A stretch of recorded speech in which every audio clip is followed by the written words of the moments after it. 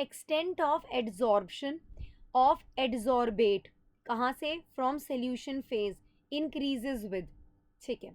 सो यहाँ पर मैं एक एक्सप्रेशन लिखना चाहती हूँ, x by m is equals to k c raise to power 1 by n basically. What is this x by m? This x by m is extent of adsorption. This is extent of adsorption, याद रखना.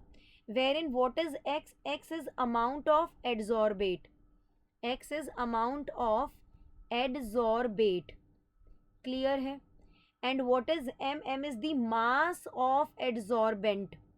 Mass of adsorbent. ठीक है. Adsorbent is a substance जिस पे adsorbate adsorb होगा basically, ठीक है ना. So x by m represents the extent of adsorption. याद रखना, as the amount of adsorbate in the solution increases. Solution में जब अमाउंट ऑफ एड्जॉर्बेट इंक्रीज करेगा in the solution, when the amount of adsorbate increases, interaction of the adsorbate with the adsorbent it also increases. ठीक है. जब हमारा amount of adsorbate increase करेगा तो interaction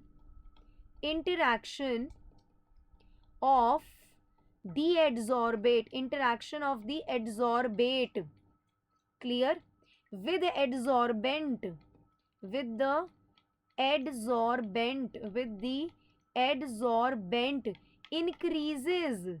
increases, okay, which leads to the increase in the extent of adsorption. Clear है. तो अगर interaction of adsorbate with adsorbent increase कर रहा है, that means x by m भी इंक्रीज कर रहा है. So extent of adsorption of adsorbate from solution phase, it increases with increase in the amount of adsorbate in solution. बाकी सारे options they are not fitting this question. It's only one the right answer to the question.